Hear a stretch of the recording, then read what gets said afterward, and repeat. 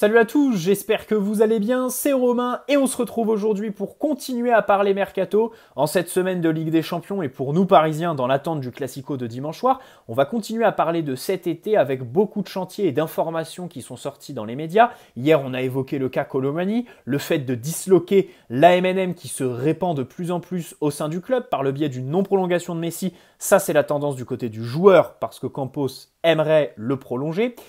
Et ce qui est la priorité de la direction à Doha, mais aussi parisienne, c'est bien évidemment un départ, une vente de Neymar. Très compliqué à envisager au vu du gros contrat et de la volonté du joueur qui visiblement est de rester à Paris où il se sent bien. Mbappé, bien évidemment, c'est le projet, c'est autour de lui qu'on va recruter cet été en termes tactiques, de profil, mais aussi humainement. C'est pour ça qu'on voit des petits Français parisiens qui ont brillé à ses côtés en équipe de France, Colomani, Marcus Thuram, être cités dans les petits papiers du PSG. Je reprends ma vidéo d'hier qui était très longue, donc j'ai été obligé de couper quelques points que j'avais mis dans mes brouillons. Je commencerai par revenir sur Colomani qui brille à Francfort, comme Diaby à Leverkusen, comme Nkunku à Leipzig, et comme plus généralement nos joueurs français à l'étranger. Parce qu'on a une fâcheuse tendance à les exporter bien trop facilement. Même si, je vous disais hier, il y a la responsabilité des clubs, mais aussi les joueurs. Parce que, à la différence de l'Angleterre où dans les têtes, percer dans son pays, c'est quand même très répandu, ici, il y a un attrait pour l'étranger qui est vu beaucoup plus comme une finalité, comme un rêve tout simplement pour tout joueur. Et ça, c'est beaucoup plus développé dans les têtes de nos jeunes. Je ne suis pas sûr qu'aujourd'hui, un banlieusard parisien, s'il perce dans le foot, son rêve absolu, c'est faire sa carrière dans le club de l'Île-de-France, le PSG. Voilà, il y en a certains, bien évidemment, c'est le cas. Mbappé est un étendard pour ça, mais je pense que la plupart, c'est plutôt aller dans les clubs mythiques du foot, aller à l'étranger, gagner la Première Ligue, la Ligue des Champions dans une institution comme le Real Madrid. C'est une réalité que je vois. On partage ou pas.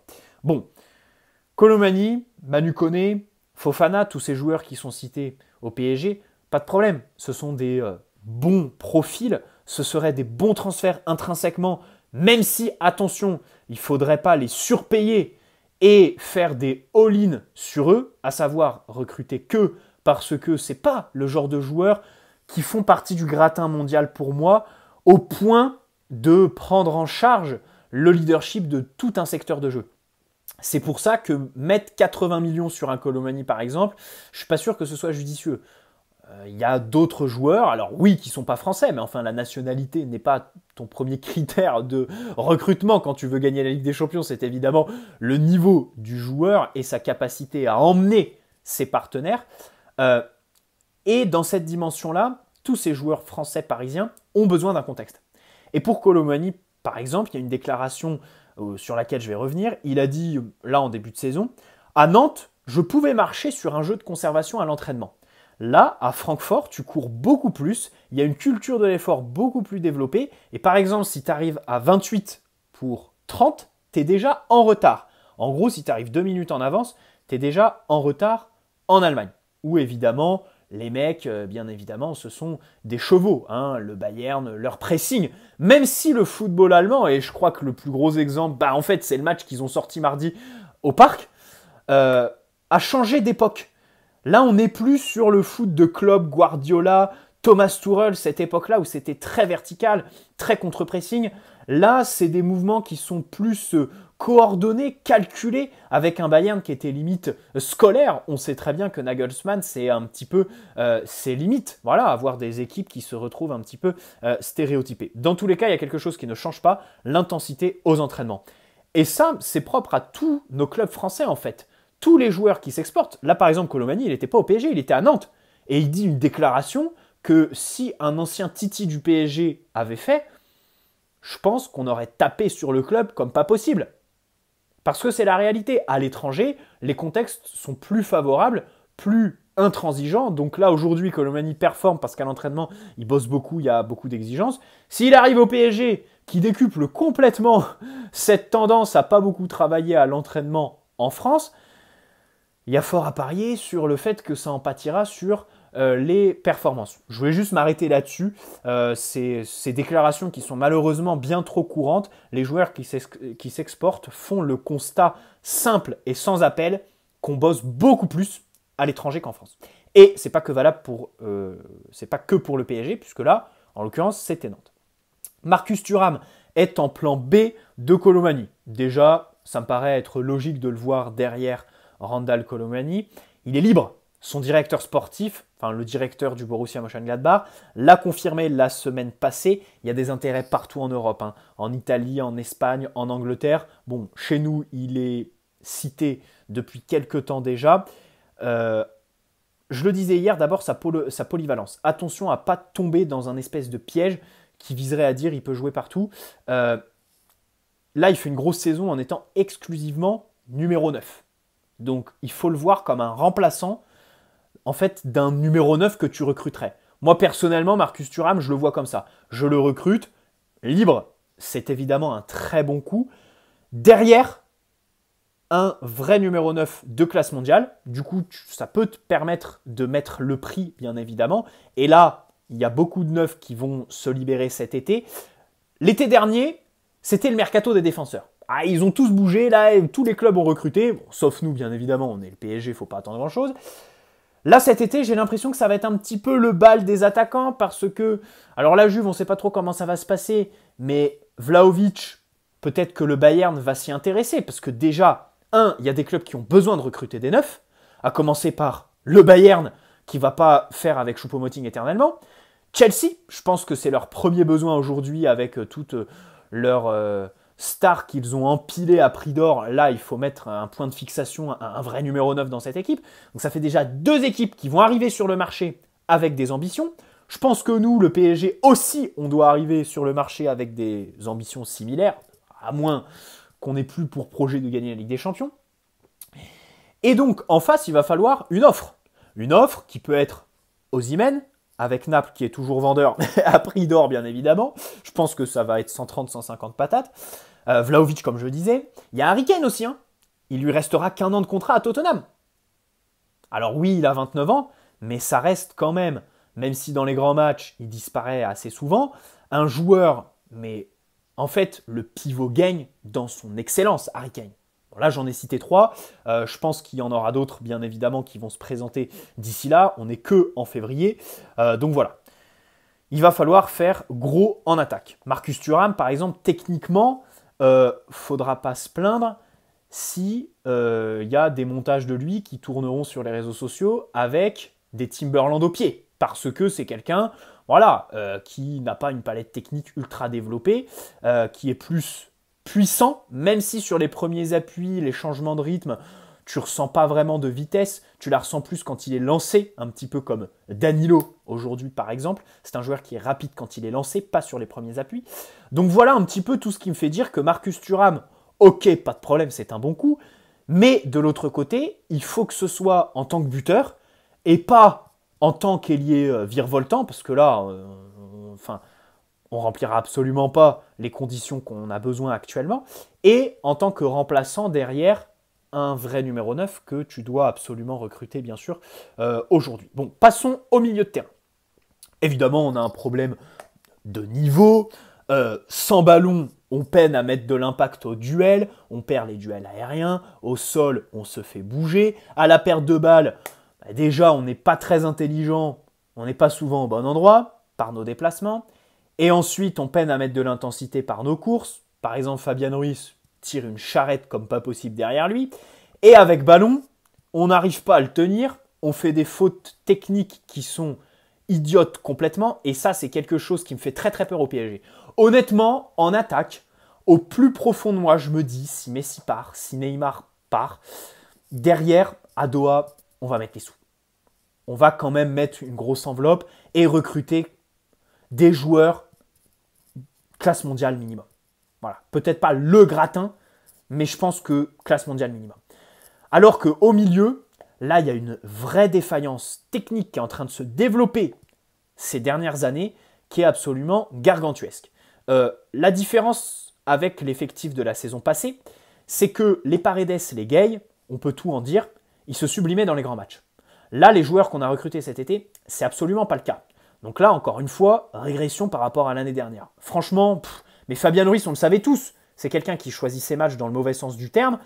Et en Ligue des Champions, bien sûr qu'il ne peut pas se sublimer.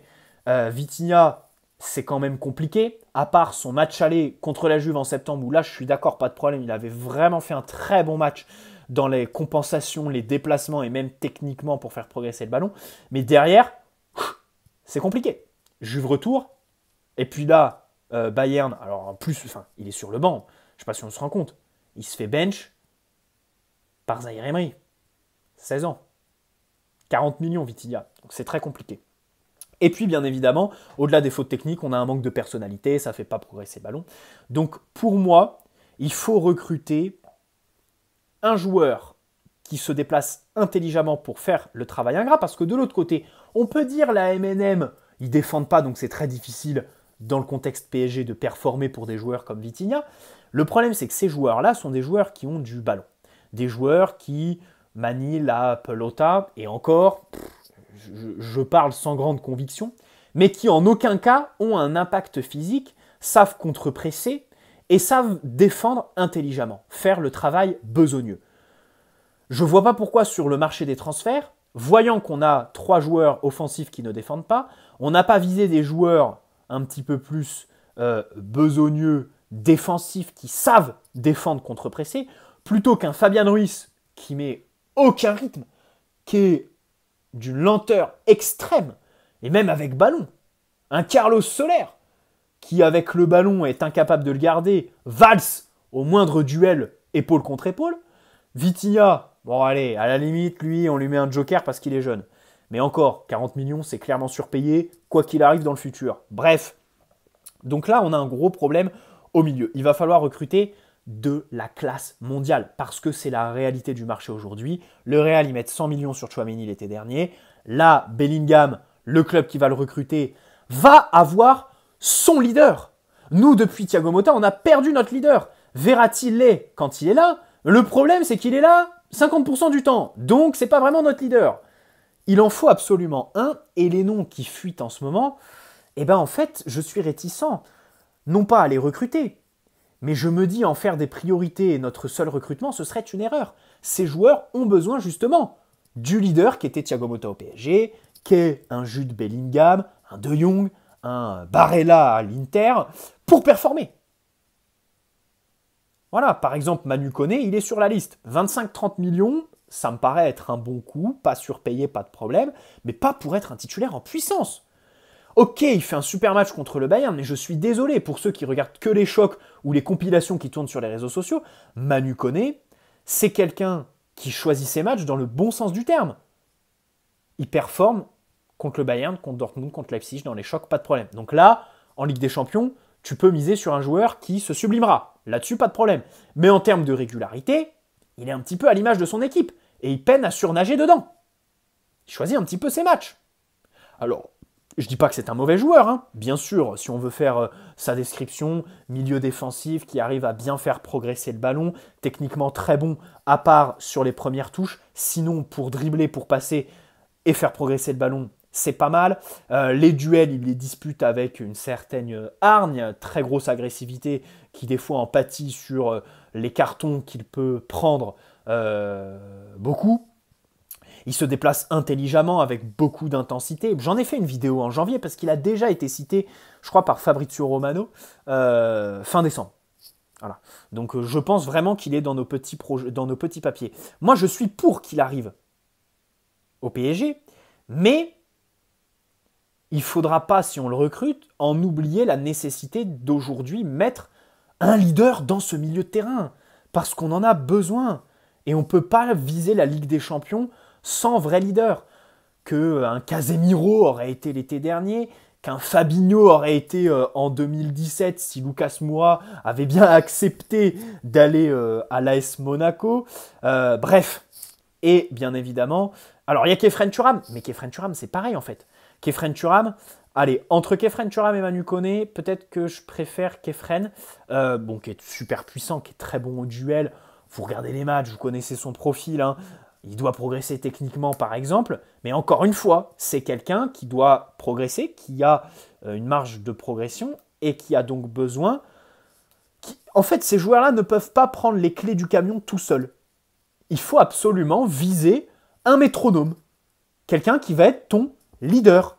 Un Thiago Motta.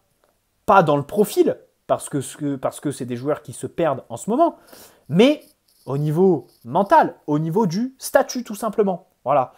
Pour moi cet été, si on veut gagner la Ligue des Champions, il faut mettre les sous, tout simplement. Voilà. Il faut mettre les sous, ou alors les mettre intelligemment. Parce que l'été dernier, avec les 150 millions qu'on a mis sur 5 joueurs moyens, eh ben on aurait pu recruter 1 voire 2 métronomes pour le milieu de terrain.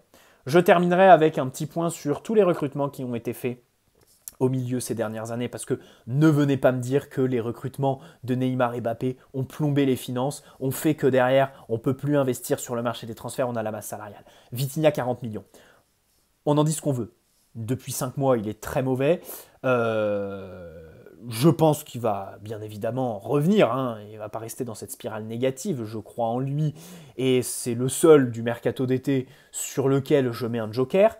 Mais 40 millions, ça en restera pour toujours et pour l'éternité surpayé. Personne était sur lui. Personne au grand personne. Et 40 millions, je suis désolé, il ne les valait pas.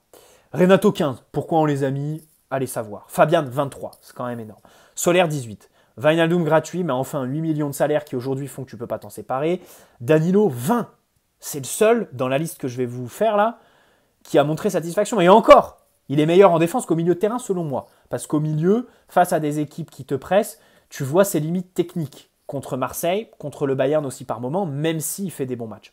Gay, 30 millions, surperformé dans les grands matchs, mais pas de régularité.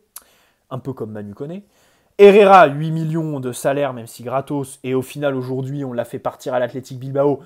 Bon, gratos déjà. Et ensuite, je pense que pour résilier le contrat, on a dû lui verser les salaires restants. Bon, bref, une belle masterclass encore. Même s'il n'y a pas eu d'informations qui vont dans ce sens. Ça, c'est que mon avis. Paredes, 47, dernier jour du mercato. Ça, pareil, giga masterclass. Lassana Diarra. Mais rappelez-vous, le 23 janvier 2018, on a signé Lassana Diarra, qui avait 32 ans à l'époque, je crois, en provenance des Émirats Arabes Unis. Les mecs, mercato hivernal, qui visent à te renforcer ton effectif à l'instant T, dans l'immédiat, et tu recrutes un mec de 32 ans pour qui tu fais signer un contrat d'1 an et demi, donc qui est censé t'apporter tout de suite, alors qu'il vient des Émirats et qu'il va donc avoir besoin d'une remise à niveau pour pouvoir prétendre à démarrer un match européen. Mais ça encore, il était gratuit, donc on n'en parle pas beaucoup. Mais quelle masterclass pour illustrer la gestion calamiteuse de ce milieu de terrain. Lassana Diarra, 23 janvier 2018, en provenance des Émirats. Krikoviak, 28 millions, Lo Celso 10, Kaba Istanbuli, le duo pour 35 patates. Et au final, je crois que ça fait 270 millions depuis 2011. Et Motta, Verratti, qui eux en ont coûté que 25 à l'époque, même moins. 270 millions et pas un qui a été titulaire indiscutable plus de, 3 mois. Et on est gentil, hein, parce que franchement... j'en vois pas un qui a été titulaire indiscutable à un moment donné dans cette liste. Voilà. 270 millions. Avec lesquels tu aurais pu recruter 3 top milieux, je sais pas, fiables physiquement, avec des qualités qui se subliment dans les grands matchs. 3 milieux, je suis gentil, hein, parce qu'avec 270 millions, les 3 milieux, c'est 75 patates chacun. Voilà. La réalité, elle est là aujourd'hui. On a dépensé, mais bon bref, c'est une folie. Je ne comprends pas comment des gens peuvent défendre ça, y trouver des circonstances atténuantes et nous dire « Oh bah oui, il faut continuer les joueurs à 30-35 millions. Oh bah ça va passer, peut-être que sur un coup de tête, il y en aura un qui sera régulier plus de 6 mois et qui va réussir à prendre les clés du milieu de terrain. » Ben non les gars, le foot à un moment donné, c'est une science exacte par moment. Pardonnez-moi. Et là-dessus, eh ben, il faut mettre l'argent sur la classe mondiale, les mecs qui te changent la face d'une équipe, tout simplement. Bref, bonne soirée à tous. N'hésitez pas à poser un like si cette vidéo vous a plu, vous abonner si ce n'est pas déjà fait. Et puis on se retrouve très vite pour de nouvelles vidéos. Ciao les amis, prenez soin de vous.